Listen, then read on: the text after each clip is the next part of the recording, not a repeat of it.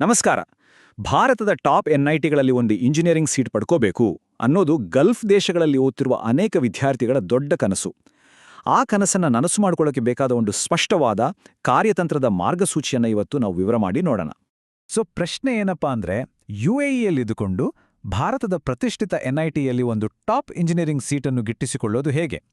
ಇದು ನೋಡಕ್ಕೆ ಕಷ್ಟ ಅನಿಸ್ಬೋದು, ಆದರೆ ಇದಕ್ಕೆ ಒಂದು ನಿರ್ದಿಷ್ಟವಾದ ದಾರಿ ಇದೆ.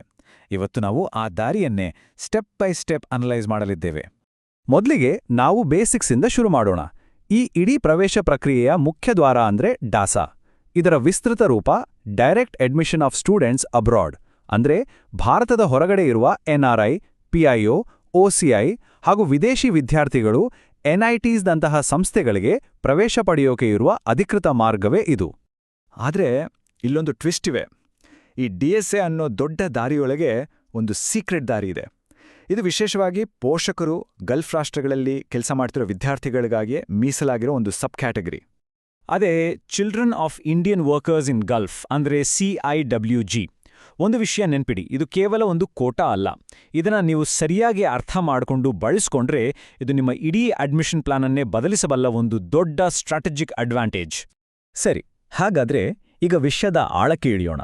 ನಿಮಗೆ ಲಭ್ಯವಿರುವ ಈ ಎರಡು ಮುಖ್ಯ ದಾರಿಗಳನ್ನ, ಅಂದ್ರೆ ಜನರಲ್ ಡಾಸಾ ಮತ್ತು ಸ್ಪೆಷಲ್ CIWG, ಇವೆರಡನ್ನೂ ಅಕ್ಕಪಕ್ಕ ಇಟ್ಟು ಒಂದೊಂದಾಗಿ ವಿಶ್ಲೇಷಿಸೋಣ. ಈ ಟೇಬಲ್ ನೋಡಿದ್ರೆ ನಿಮಗೆ ವ್ಯತ್ಯಾಸ ಕ್ಲೀನಾಗಿ ಗೊತ್ತಾಗುತ್ತೆ. ನೋಡಿ, ಡಾಸಾ ಅನ್ನೋದು ಪ್ರಪಂಚದಾದ್ಯಂತ ಇರುವ ಎಲ್ಲ NRI, OCI ವಿದ್ಯಾರ್ಥಿಗಳಿಗೆ ಓಪನ್ ಇದೆ. ಆದರೆ CIW ಇದೆಯಲ್ಲ, ಅದು ಎಕ್ಸ್ಕ್ಲೂಸಿವ್, ಪೋಷಕರು ಗಲ್ಫ್ ರಾಷ್ಟ್ರಗಳಲ್ಲಿ ಕೆಲಸ ಮಾಡುವ ಭಾರತೀಯ ವಿದ್ಯಾರ್ಥಿಗಳಿಗೆ ಮಾತ್ರ.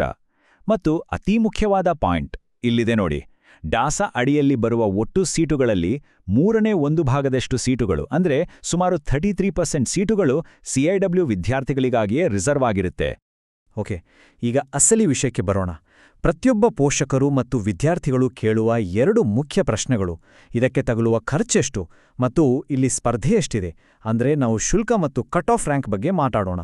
ನೀವು ಜನರಲ್ DSA ಕ್ಯಾಟಗರಿಯಲ್ಲಿ ಅಡ್ಮಿಷನ್ ತಗೊಂಡ್ರೆ ನಿಮ್ಮ ವಾರ್ಷಿಕ ಟ್ಯೂಷನ್ ಶುಲ್ಕ $8,000 ಆಗತ್ತೆ. ಅಂದ್ರೆ ಇವತ್ತಿನ ದರದಲ್ಲಿ ಸುಮಾರು $6,60,000. ನೆನಪಿಡಿ, ಇದು ಕೇವಲ ಟ್ಯೂಷನ್ ಫೀಸ್ ಮಾತ್ರ. ಈಗ ನೋಡಿ, ಇಲ್ಲೇ ಇದೆ CIGGಯ ಅತಿ ದೊಡ್ಡ ಆಕರ್ಷಣೆ. ವಾರ್ಷಿಕ ಶುಲ್ಕ ಕೇವಲ $1,25,000. ಅಂದ್ರೆ ಭಾರತದಲ್ಲಿರೋ ವಿದ್ಯಾರ್ಥಿಗಳು ಎಷ್ಟು ಕಟ್ತಾರೋ ಅಷ್ಟೇ ಶುಲ್ಕ. 6 ಲಕ್ಷಕ್ಕೂ ಹೆಚ್ಚು ಎಲ್ಲಿ, ಕೇವಲ $1,25,000 ಎಲ್ಲಿ?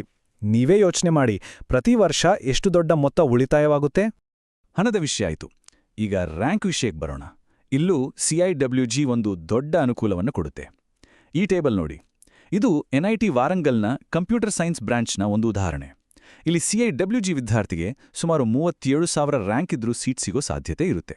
ಅಂದ್ರೆ ಕಡಿಮೆ ಸ್ಪರ್ಧೆಯಲ್ಲಿ ಟಾಪ್ ಸೀಟ್ ಸಿಗೋ ಅವಕಾಶ ಜಾಸ್ತಿ. ಒಂದು ಅತ್ಯಂತ ಪ್ರಮುಖ ಸೂಚನೆ, ಇಲ್ಲಿ ತೋರಿಸಿರೋ ಡೇಟಾ ಹಿಂದಿನ ವರ್ಷಗಳದು. ಇದನ್ನ ಕೇವಲ ಯೋಜನೆ ಮಾಡಲಿಕ್ಕೆ ಮಾತ್ರ ಬಳಸಿ. 2028ರ ಪ್ರವೇಶ ಪ್ರಕ್ರಿಯೆಗೆ ನೀವು ಹೊಸ ಅಧಿಕೃತ ಅಧಿಸೂಚನೆಯನ್ನ ಖಂಡಿತವಾಗಿ ಪರಿಶೀಲಿಸಲೇಬೇಕು. ಸರಿ, ಈ ಅವಕಾಶ ಎಷ್ಟು ದೊಡ್ಡದು ಅಂತ ಬರೀ ಮಾತಲ್ಲಿ ಹೇಳಿದ್ರೆ ಸಾಲ್ದು ಅಲ್ವಾ? ಎಕ್ಸಾಕ್ಟ್ ಆಗಿ ಎಷ್ಟು ಸೀಟ್ಗಳಿವೆ ಅಂತ ನಂಬರ್ಗಳಲ್ಲಿ ನೋಡೋಣ. ನಿಮ್ಮ ಟಾರ್ಗೆಟ್ ಆಗಿರೋ ಕಂಪ್ಯೂಟರ್ ಸೈನ್ಸ್ ಮತ್ತು ಆರ್ಟಿಫಿಷಿಯಲ್ ಇಂಟೆಲಿಜೆನ್ಸ್ ಬ್ರಾಂಚ್ಗಳಲ್ಲಿ ಒಟ್ಟು ಎಷ್ಟು ಸೀಟ್ಗಳಿವೆ ಅಂತ ಈಗ ಮ್ಯಾಪ್ ಮಾಡೋಣ. ಕಂಪ್ಯೂಟರ್ ಸೈನ್ಸ್ ಇಂಜಿನಿಯರಿಂಗ್ ಅತಿ ಹೆಚ್ಚು ಬೇಡಿಕೆಯಲ್ಲಿರುವ ಬ್ರಾಂಚ್. ಈ ಚಾರ್ಟ್ ನೋಡಿ, ಎಲ್ಲ NITಗಳಲ್ಲಿ ಒಟ್ಟು 525 ಸೀಟುಗಳು ಡಾಸಾ ಕೋಟಾದಲ್ಲಿ ಲಭ್ಯವಿದ್ರೆ ಅದರಲ್ಲಿ 175 ಸೀಟುಗಳು ಕೇವಲ CIW ಕ್ಯಾಟಗರಿಗಾಗಿಯೇ ಮೀಸಲಾಗಿವೆ. ಅಂದ್ರೆ 1/3 ಭಾಗ. ಇದು ಸಣ್ಣ ಸಂಖ್ಯೆ ಖಂಡಿತ ಅಲ್ಲ. ಇನ್ನು ಹೊಸದಾಗಿ ಅಷ್ಟೇ ಬೇಡಿಕೆಯಲ್ಲಿರುವ ಆರ್ಟಿಫಿಷಿಯಲ್ ಇಂಟೆಲಿಜೆನ್ಸ್ ಬ್ರಾಂಚ್ನಲ್ಲೂ ಕೂಡ ಇದೇ ರೀತಿ ಇದೆ. ಒಟ್ಟು 102 ಡಾಸಾ ಸೀಟುಗಳ ಪೈಕಿ 34 ಸೀಟುಗಳು CIWG ಅಭ್ಯರ್ಥಿಗಳಿಗೆ ರಿಸರ್ವ್ ಆಗಿವೆ. ಅಂದ್ರೆ ಇಲ್ಲೂ ಕೂಡ ನಿಮಗಾಗಿ ಸ್ಪಷ್ಟವಾದ ಮೀಸಲಾದ ಅವಕಾಶ ಇದೆ. ಇಲ್ಲಿವರೆಗೆ ನಾವು CIW ಅಂದ್ರೆ ಏನು ಮತ್ತು ಅದು ಯಾಕೆ ಮುಖ್ಯ ಅಂತ ನೋಡಿದ್ವಿ. ಈಗ ಇಡೀ ಸಂಚಿಕೆಯ ಅತಿ ಮುಖ್ಯವಾದ ಭಾಗಕ್ಕೆ ಬರ್ತಿದ್ವಿ. ಹೇಗೆ ಅಂದ್ರೆ 2028ರ ಈ NIT ಸೀಟ್ ಪಡೆಯೋಕೆ ಇವತ್ತಿನಿಂದ ನೀವು ಅನುಸರಿಸಬೇಕಾದ 4 ವರ್ಷಗಳ ಆಕ್ಷನ್ ಪ್ಲಾನ್ ಏನು? ಈ 4 ಹೆಜ್ಜೆಗಳು ನಿಮ್ಮ ರೋಡ್ ಮ್ಯಾಪ್.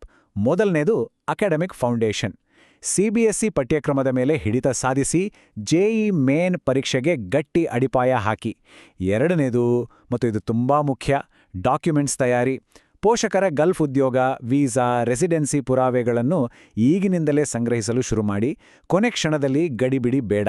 3ನೇದು ಸ್ಮಾರ್ಟ್ ಅಪ್ಲಿಕೇಶನ್ ಮತ್ತು 4ನೇದು ಪ್ರತಿ ವರ್ಷವೂ ಅಧಿಕೃತ ಡಾಸಾ ಬ್ರೋಷರ್ ಪರಿಶೀಲಿಸಿ, ಯಾಕಂದ್ರೆ ನಿಯಮಗಳು ಬದಲಾಗಬಹುದು. ಈ ಸ್ಲೈಡ್ ಇದೆಯಲ್ಲ, ಇದನ್ನ ಒಂದು ಸ್ಕ್ರೀನ್ಶಾಟ್ ತಗೊಳ್ಳಿ ಅಥವಾ ಬರ್ದಿಟ್ಕೊಳ್ಳಿ. ಇದು ನಿಮ್ಮ CIWG ಅರ್ಹತೆಯ ಅಡಿಪಾಯ. ಪೋಷಕರ ಪಾಸ್ಪೋರ್ಟ್, ವೀಸಾ, ವರ್ಕ್ ಪರ್ಮಿಟ್, ಉದ್ಯೋಗದಾತರಿಂದ ಪ್ರಮಾಣಪತ್ರ ಮತ್ತು ನಿಮ್ಮ 11 ಮತ್ತು 12ನೇ ತರಗತಿಯ ವಿದೇಶಿ ಶಿಕ್ಷಣದ ಪುರಾವೆ. ಇದರಲ್ಲಿ ಒಂದೇ ಒಂದು ಡಾಕ್ಯುಮೆಂಟ್ ಮಿಸ್ ಆದರೂ ನೀವು CIWGಯ ಎಲ್ಲ ಪ್ರಯೋಜನಗಳಿಂದ ವಂಚಿತರಾಗುತ್ತೀರಿ. ಹಾಗಾಗಿ ಈ ಬಗ್ಗೆ ಈಗಿನಿಂದಲೇ ಗಮನ ಹರಿಸಿ. ನಾವು ಎಷ್ಟೇ ಯೋಜನೆಗಳನ್ನು ಮಾಡಿದ್ರೂ, ಎಷ್ಟೇ ಕಾರ್ಯತಂತ್ರಗಳನ್ನು ರೂಪಿಸಿದ್ರೂ, ಕೊನೆಗೆ ಎಲ್ಲವೂ ಬಂದು ನಿಲ್ಲೋದು ಒಂದೇ ಕಡೆ. ಅದುವೇ JEE ಮೇನ್ ಪರೀಕ್ಷೆ. ಡಾಸಾ ಮತ್ತು CIWG ಈ ಎರಡೂ ದ್ವಾರಗಳನ್ನು ತೆರೆಯೋಕೆ ಇರೋ ಒಂದೇ ಒಂದು ಮಾಸ್ಟರ್ ಕೀ ಅಂದ್ರೆ ಅದು JEE ಮೇನಲ್ಲಿ ನೀವು ಗಳಿಸೋ ಉತ್ತಮ ರ್ಯಾಂಕ್. ಹಾಗಾದ್ರೆ ನಮ್ಮ ಇವತ್ತಿನ ವಿಶ್ಲೇಷಣೆಯ ಸಾರಾಂಶವೇನು?